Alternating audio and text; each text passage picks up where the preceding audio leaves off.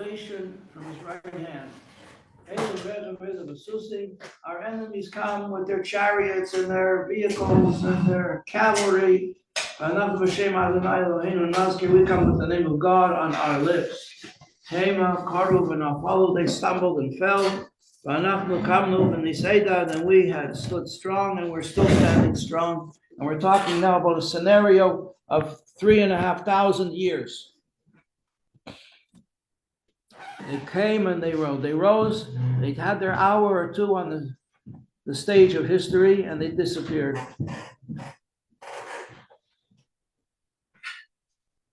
Remember, a friend of mine once said to me, an older person, he said to me, what happened to Spain?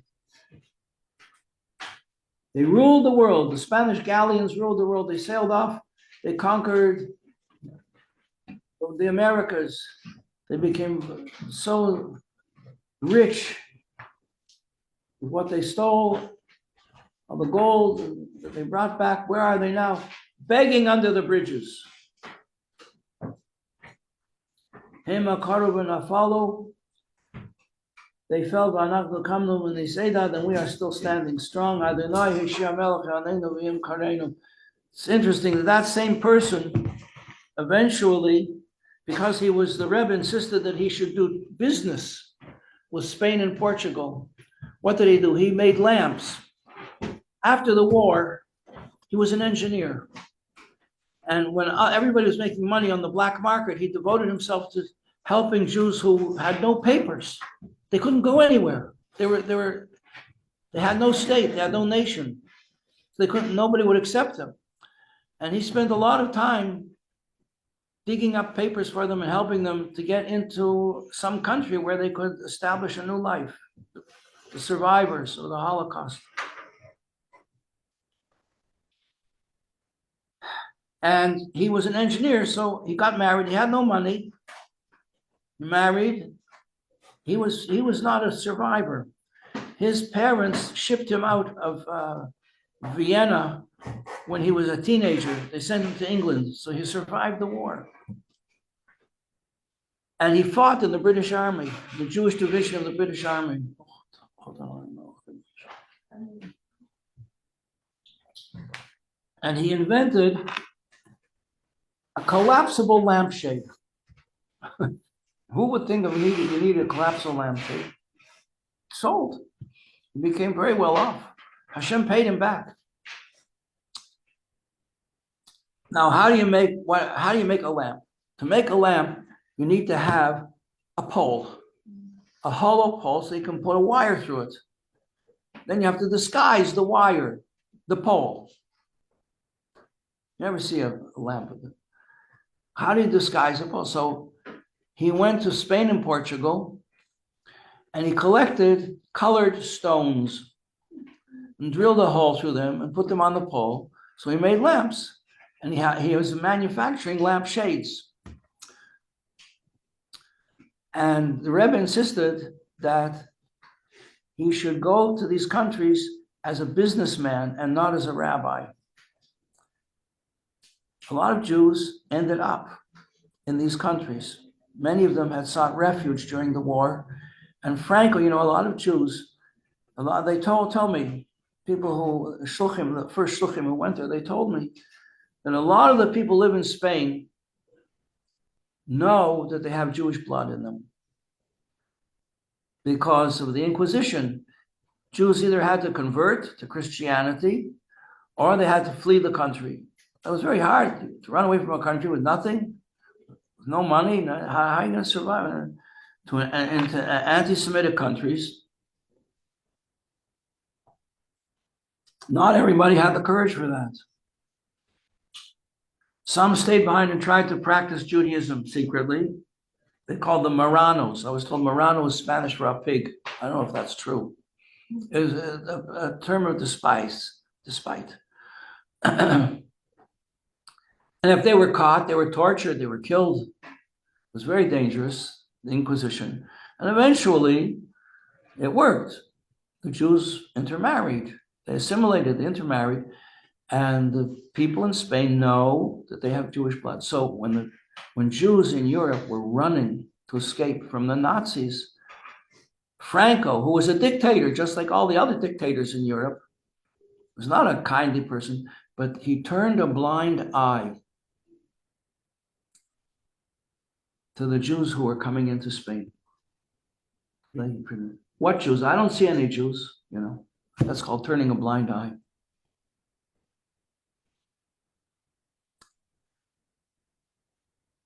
So this is what this person told me.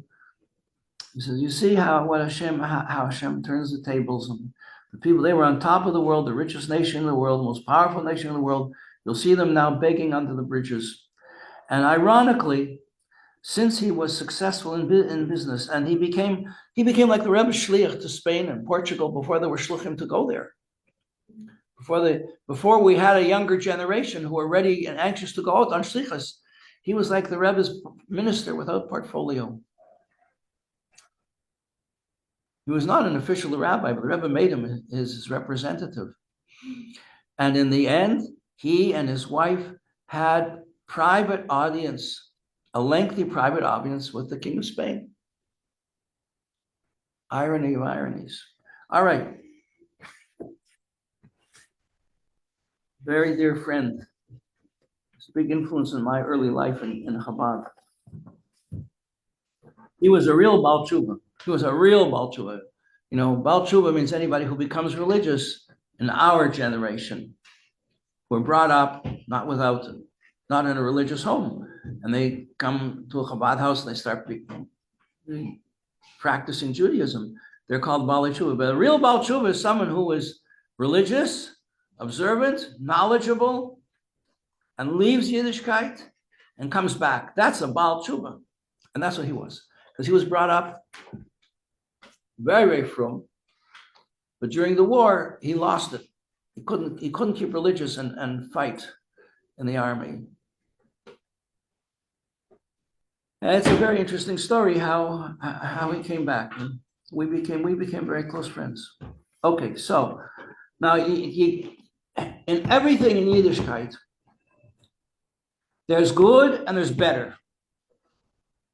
There's not good and there's even worse. So we have like two sides. There's always another side to the story. So here we have tzaddikim, or righteous people. And in tzaddikim, we have two sides. We have tzaddikim who are really extraordinarily righteous. And we have tzaddikim who are not so extraordinarily righteous, but they're right. They're tzaddikim. They're righteous. A tzaddik is a righteous person. So the division is not just between tzaddikim and rishoyim, good and bad. In good, you have more good, and you have not so good, but good. And in the opposite side, on the other side, that's a very important term, the other side. You have the side of goodness and holiness and godliness. And then you have the other side. What's the other side? The other side is materialism. That the material world is what's good, not Hashem. So what's good? Is Hashem the goal we want to be? Do we want to be attracted to? Do we want to be connected to holiness and goodness and virtue?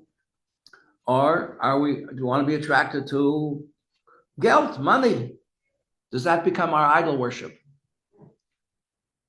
There is a tradition from the Talmud even that when the temple was destroyed, the sages were afraid that everybody would start worshiping idols. Because the point of worshiping is that the God that you worship will pay you back and you'll get all your, whatever you want, you'll get.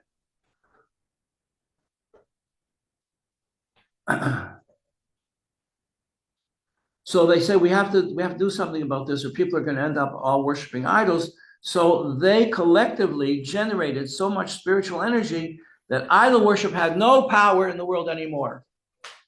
Anybody here want to worship an idol? No.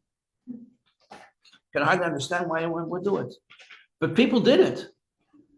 Not only people did it, but one of the great idol worshipers of all history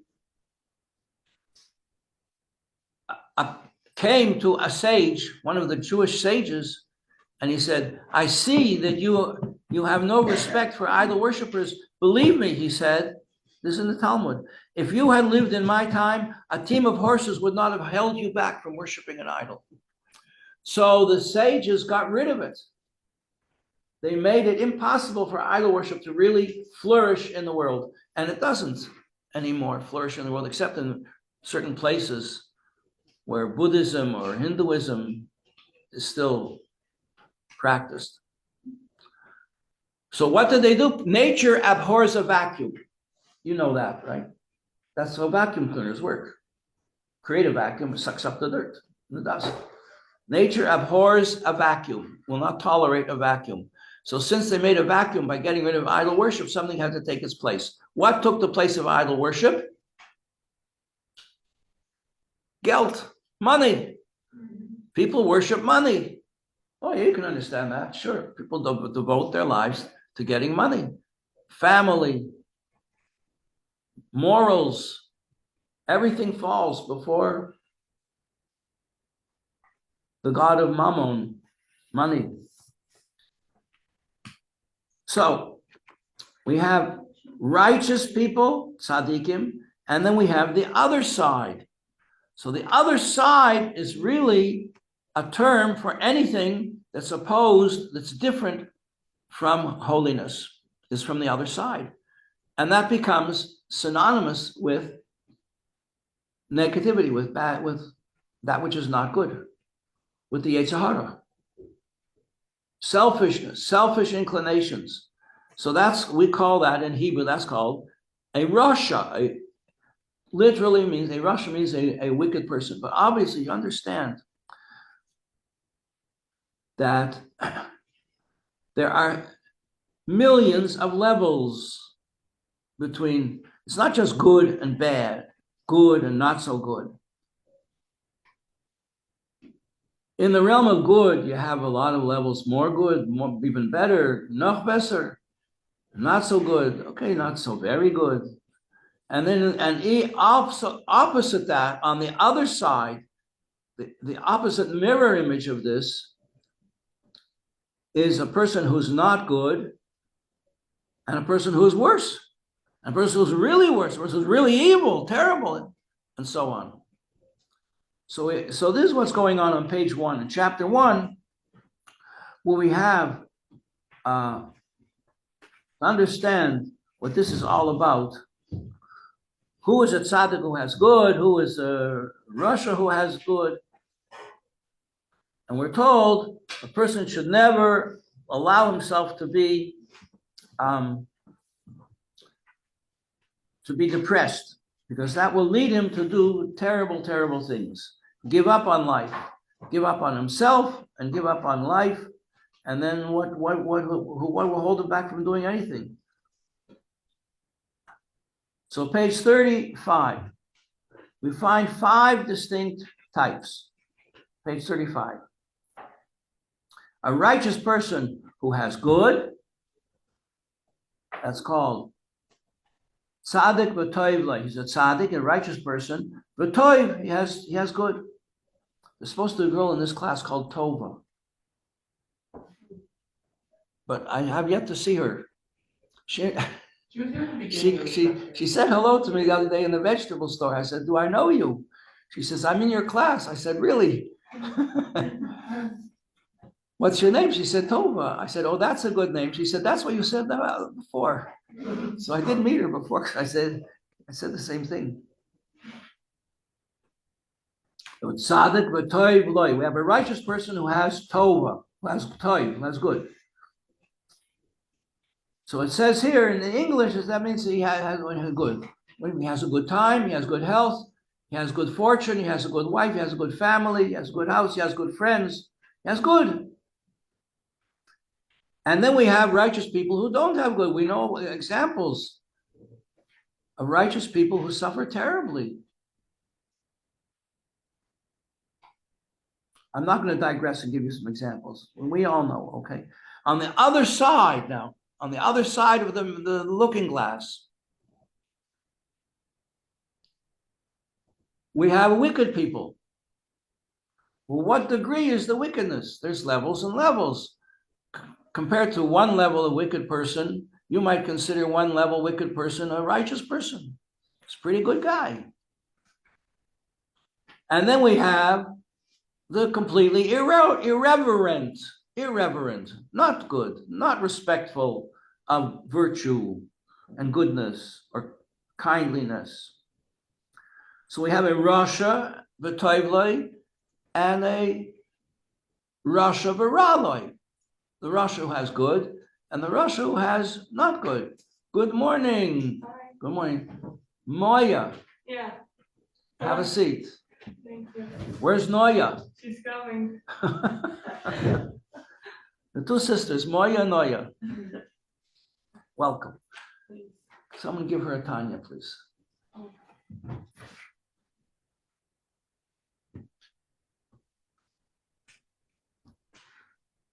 So we have to understand, why do we have to understand this? First of all, there's a general principle that everything there's levels and levels. So it's basically, we start up, we have good and we have not good. So we have tzaddikim and we have rishoyim. But in tzaddikim, we have tzaddikim who have good and tzaddikim who don't have it so good. And in rishoyim, we have rishoyim who have a good life, the mafia, you know.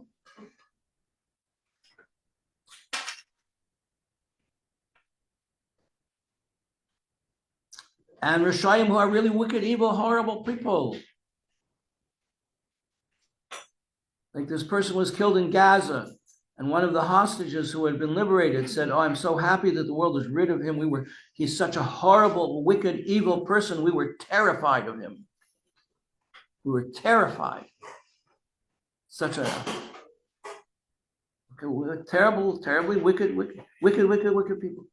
So we have both sides. Now the Gemara explains. We'll move down further on page 35, second bold lines from the bottom. Peru Sheba Gemara. What's the explanation in the Talmud? It says Tzaddik v'toivloi. The Tzaddik v'toivloi. What kind of person is this? This is Tzaddik Gomer. He's think of the Rebbe. Every single detail of his life is exactly what you would expect. It's holy and beautiful. Beautiful. The Rebbe's we have a beautiful Rebbe. Every gesture that he makes, every word that he says, every piece of advice that he gives you was just astonishing. People came to the Rebbe to discuss ideas, Torah ideas. They all said the same thing. They all said, it was just, we spoke with the Rebbe, it was like he was just reading that passage in a book. We just finished reading it. The whole Torah was there on his lips. But then we have a tzaddik v'raloi, a tzaddik who doesn't have good life, who suffers. What is the degree of his suffering? How do we understand his suffering? What constitutes his suffering? The Maggid of Mezerich was the greatest student of the Baal Shem Tov. He suffered from his feet. He had terrible problems with his feet. He was a cripple.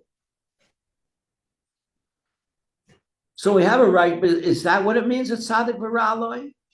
That he's righteous, but he suffers? Does it mean he suffers physically? Does it say mean he suffers mentally? Does it mean he suffers from his children? Does it mean he suffers because he doesn't have money? Does it mean he suffers because he has not a good, there's a story about a person who suffered terribly from a wife, had a wife. Please don't be offended. Don't take it personally. His wife was a shrew. You know what a shrew is? Oh, good morning. Noya.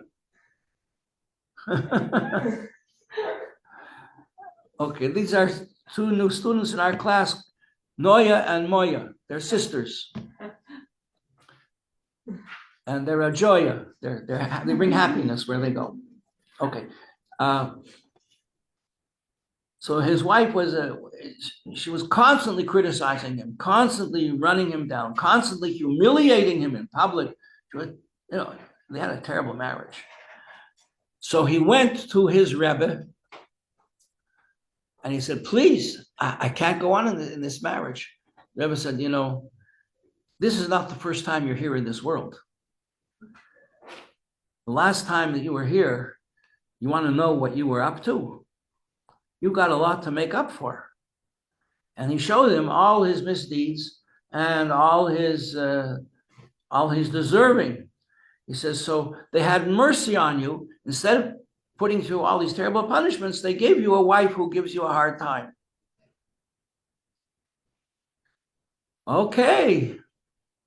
He went home and she starts screaming at him. You're back again? You went to the Rebbe again? The whole time you're running off to the Rebbe. Why don't you take care of your family, your wife and children? And she's going on and on at him. And he's listening to her screaming at him. And he's remembering what the Rebbe said, that every time she screams at him, she takes off some punishment from the up where no one wants to go. And he said, oh, Baruch Hashem, Baruch Hashem. And she sees that the more she screams at him, the more happier he is.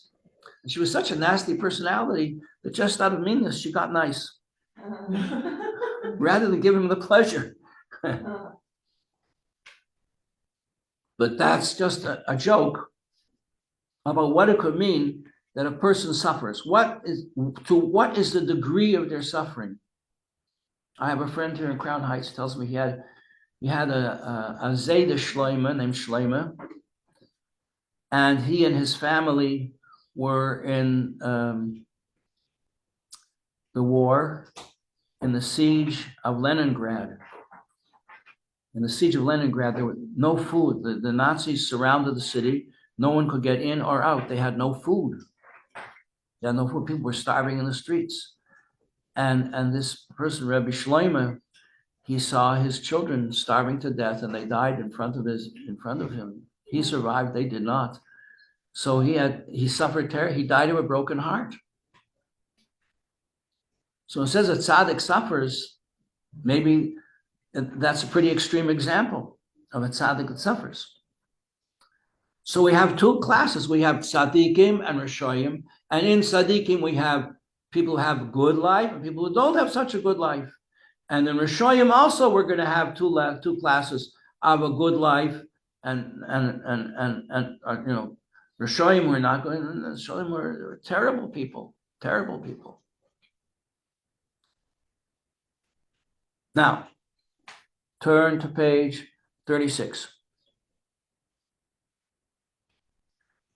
We have a new definition. We spoke about this last day. Raya Mehemna. Raya Mehemna, the word Raya Mehemna is Aramaic for the term Araya is a shepherd. Mehemna is from the root of Emuna, a faithful, reliable person, a good person. Raya Mehemna is the faithful shepherd. And I told you last time, this was an image that was stolen from Yiddishkeit. We have examples of faithful shepherds in King David was a faithful shepherd.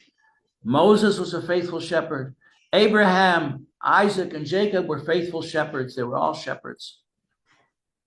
They chose that profession because it gave them a lot of free time to daven and to meditate. And other religions took that image and said that's really us. Statues of it, paintings of it, and so on. So there's a book in the Zohar, a portion in the Zohar called the Raya Mehemna. Who was the Raya Mehemna? Rabbi Shimon Bar Yochai was like Moshe Rabbeinu in his time. He was the faithful shepherd of his time. And it says there in this book of the Zohar, the holy book of the Zohar, that page 36 now, the first bold lines, Tzaddik v'raloi, what is this person? How are we supposed to understand what it means? It's Tzaddik v'raloi. What does it mean? Does it mean he's sick? Does it mean he suffers terribly illness? Or he suffers from a family, suffers from children? Shahara shaboy kafuf l'toiv. This is something, a new concept. We have a struggle between good and evil in the heart of man.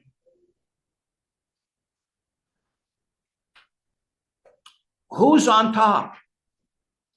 Or like they say in the vernacular, who's wearing the pants in this family? Is it the wife or the husband? Yes, dear. You know the story of somebody had a vision of what it's like in heaven. and he had an aliyah of this, so his soul went up to heaven. Maybe he had a dream, maybe he had a near-death experience. He sees two lines, one very long line and a very short line, just one person standing in the other line.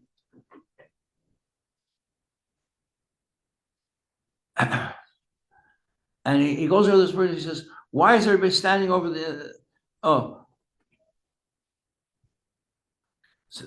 people standing in one line? He says, what are you doing in this line? He says, this is the line for people whose wives boss them around. Their wives run the house. They run their whole life according to what their wife says. And he's standing, one person standing in the other line. He says, what are you doing here? What's this line about? He says, my wife told me I should stand here. Okay, so in Raya Mehemna, it says, who is the righteous person who suffers? It means that we have in the character of the person his good inclinations and his selfish inclinations. His inclinations to be good, to do what Hashem wants.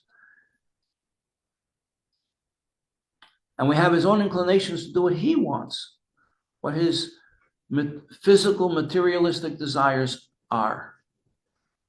And which is going to dominate. So in the Raya Mehemna, it says here that a righteous person who suffers is a person who doesn't do something bad, but his desires are controlled by the bad side of his character. He cannot suppress his desires. He doesn't do anything, he doesn't come to do anything about it, but he can't suppress it. He's constantly struggling with his negative inclinations. That's what it means here. A righteous person who suffers is one whose evil nature is subservient to his good nature. Sha'atov, sha'ara shaboy, kafuf l'tov. That means to say that he has an evil nature, but his evil nature is controlled by his good nature. But he can't get rid of it. He cannot get rid of his selfish desires. A person gives a lot of charity, but it bothers him. He smiles, he gives, he does, but inside, he's not doing what he doesn't have a full heart. Doesn't have a full heart. Now turn on page 37 at the bottom. We have to explore further this whole concept, because if we don't, why are we doing this? The point of doing this, girls, is because we have to understand what a Beinoni is. If we don't understand what a Beinoni is, we don't understand the whole book. This is the book of the Beinoni. Well, who is this Beinoni? Who is this average guy? What are you going to say? That some people keep Shabbos, and some people don't keep Shabbos at all. So that's into good and bad. But then we have some people that they keep Shabbos sometimes, and sometimes they don't. So maybe is that an average person? Sometimes I keep Shabbos. Sometimes I play golf Saturday afternoon. No, we're not going to be able to say that, as we'll soon see. So in the Talmud, in the first, there are 60 main sections in the Talmud, 60 volumes. The first of them is about blessings. Like we get up in the morning, we say blessings, because our whole life is for the sake of giving, the sake of blessings. That's why the Torah begins with a base, as in Bereshit, in the beginning, because Hashem wanted to create the world for the sake of blessing, bracha. So the first tractate in the Gemara is brachas, and it says there, what do we find there?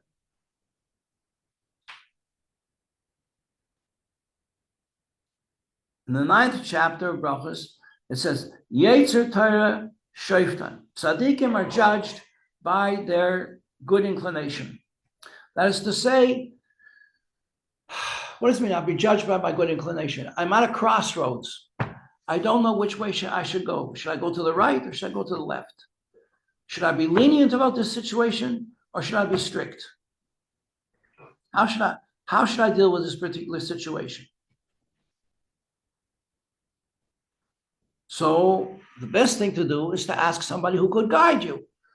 And he will judge, he will help you judge.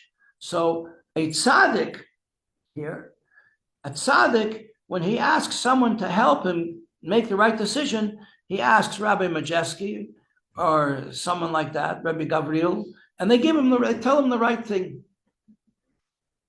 So the tzaddik is judged by his good inclination.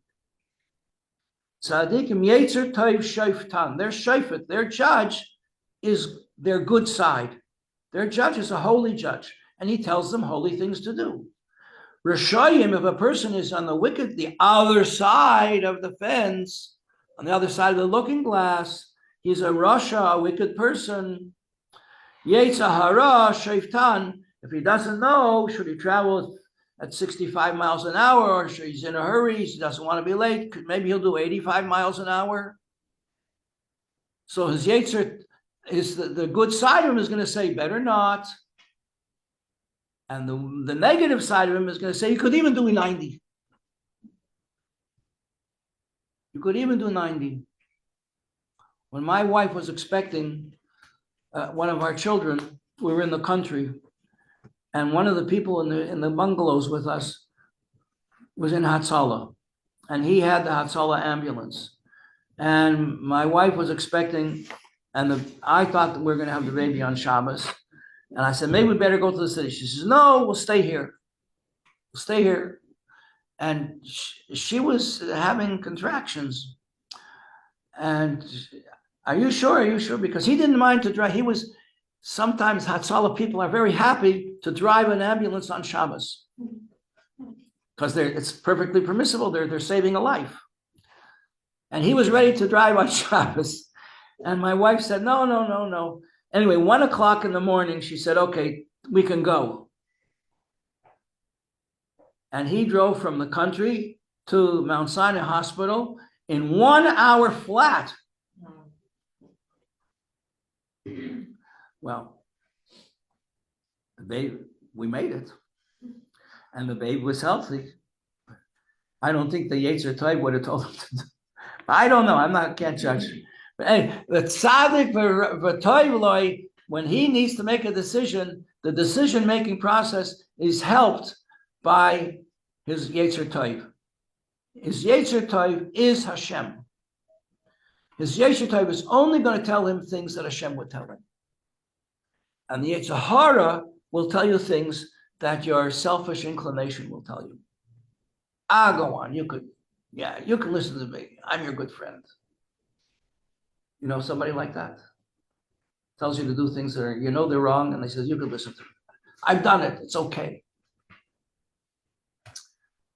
Okay, so now on page 38, we see where the discussion is going. We say that tzaddik is judged by his holy side of his nature, and the Rosh is judged by his selfish side of his nature. Now, 38 at the top, the Beinoni has two judges, Zeh v'Zeh Shoftan.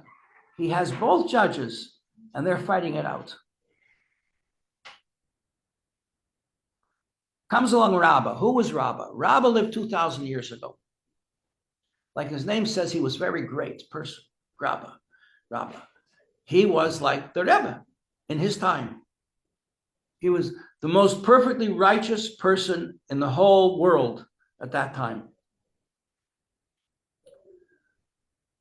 And he says, Kagoin ana Beinoni. You want to know what a Beinoni is? I'm the Beinoni. I am a Beinoni. A Beinoni is judged by both his inclinations, his good inclination, his Yetzer Tov, and his Yetzer Hara. They're both arguing about which is the right way to go. Should he go to the right or should he go to the left? And he's struggling. And Rabbah says, yeah, like me, I'm struggling. Now, Rabbah had a colleague named Abaya.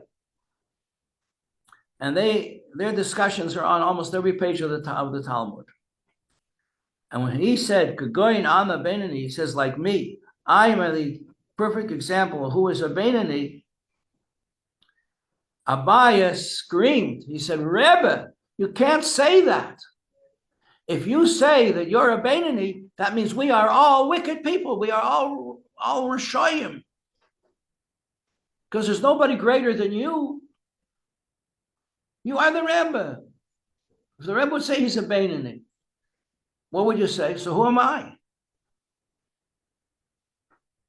Who am I? What am I? And if we're all wicked, that means the world cannot exist.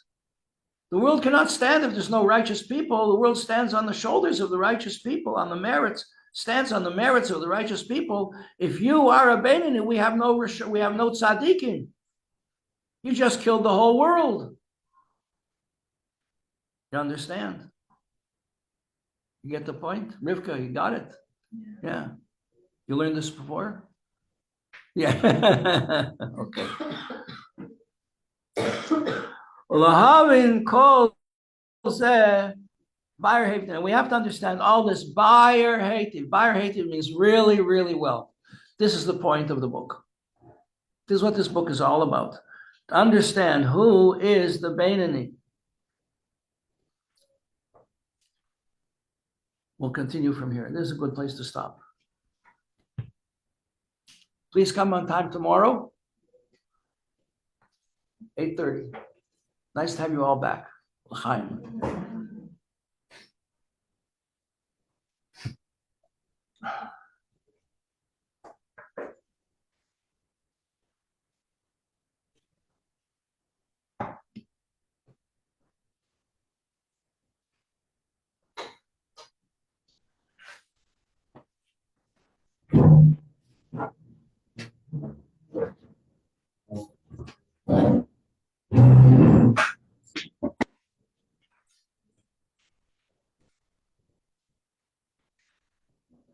Everybody remember to look to appreciate the beautiful morning we're having.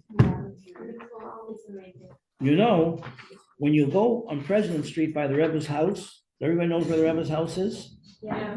There's an open lot right beside the Rebbe's house. And if you look towards the west, towards the south.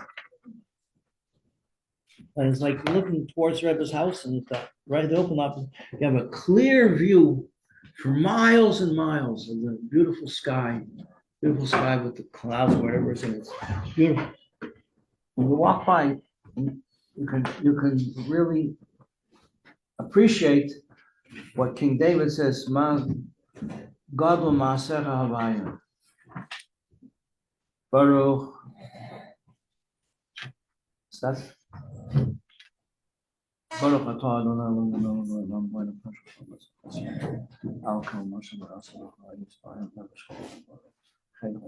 Thank you all for coming. We'll see you B'ezras Hashem tomorrow.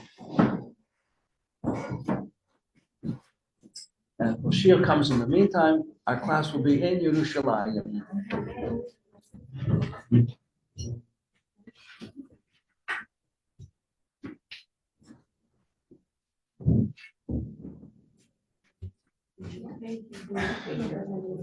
Thank you for coming. Thank you for that. How long are you staying?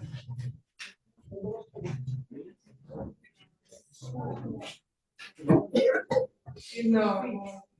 Before three. For what? If you fit. You make the